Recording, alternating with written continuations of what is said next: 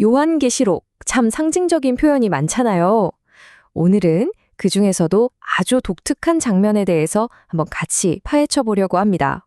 바로 작은 책을 먹는 사명자에 대한 이야기예요. 이야기의 시작은 정말 상상조차 하기 힘든 시대, 바로 대환란에서부터 출발합니다. 성경을 보면요, 인류 역사상 다시는 없을 어마어마한 위기가 온다고 하거든요. 자, 그럼 이런 엄청난 위기 앞에서 신은 과연 어떻게 경고의 메시지를 보낼까요? 그냥 가만히 지켜만 보실까요? 바로 이 지점에서 오늘 우리의 이야기가 본격적으로 시작됩니다. 오늘 우리가 살펴볼 해석에 따르면 그 답은 아주 오래된 개념, 바로 파수꾼에서 찾을 수 있다고 해요. 성경, 특히 에스겔서를 보면 파수꾼에 대한 얘기가 나오는데요. 이 사람들은 그냥 망보는 사람이 아니에요. 다가오는 위험을 가장 먼저 발견하고 사람들에게 알려야 하는, 말 그대로 생사를 가르는 엄청난 책임을 진 사람들이었던 거죠. 이 파수꾼의 의무, 이게 정말 무겁습니다. 위험이 닥치는 걸 봤다? 그럼 무조건 나팔을 불어서 알려야 해요. 사람들이 그 말을 믿든 안 믿든 그건 중요하지 않아요. 만약에 경고를 안 했다? 그럼 그 모든 책임은 파수꾼한테 돌아가는 겁니다. 정말 어깨가 무거운 임무죠. 바로 이 고대 파수꾼의 역할이 요한계시록이 말하는 마지막 때 사명자들이 도대체 어떤 사람들인지 이해하는 아주 중요한 열쇠가 된다는 겁니다. 자, 그렇다면 이 종말의 시대에 활동할 특별한 파수꾼들, 이 사명자들은 어떻게 부름을 받을까요? 그 과정이 정말 독특하고 아주 상징적이에요. 이건 그냥 너 이제부터 사명자 해라 이런 식의 간단한 명령이 아니에요. 굉장히 깊은 의미가 담긴 하나의 상징적인 행동을 통해서 그 소명이 주어집니다. 요한계시록 10장을 보면 바로 이 장면이 나오죠. 힘센 천사가 나타나서 사도 요한에게 작은 책, 그러니까 두루마리를 주면서 이렇게 말합니다. 이걸 받아 먹어라. 정말 이상하면서도 굉장히 장엄한 명령이죠. 물론 이걸 진짜로 종이를 씹어 먹으라는 뜻은 아니겠죠. 이 해석에 따르면 작은 책은 바로 계시록의 말씀을 뜻하고요.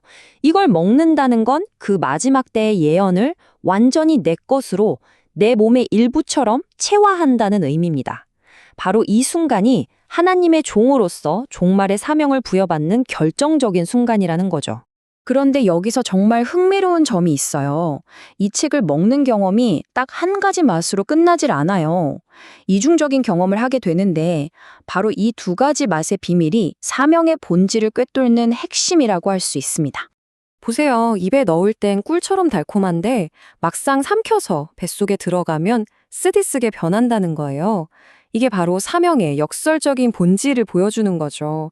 하나님의 비밀스러운 계획, 그 예언의 말씀을 깨닫는 그 순간의 기쁨은 정말 꿀처럼 달콤하겠죠?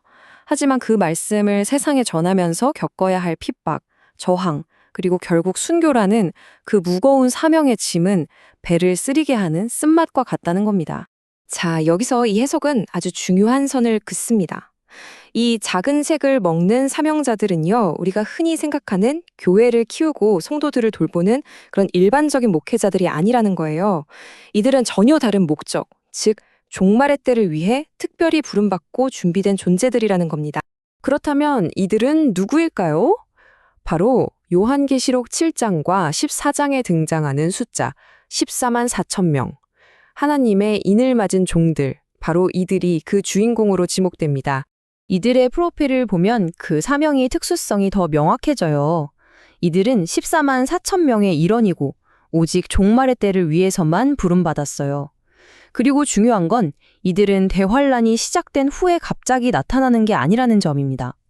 환란이 시작되기 전에 미리 이 계시록의 말씀을 받아먹고 순교의 사명자로서 철저하게 준비된다는 거죠. 자, 이렇게 작은 책을 먹고 달고 쓴 소명을 완전히 자기 것으로 만든 사명자에게 이제 아주 명확하고 구체적인 임무가 떨어집니다.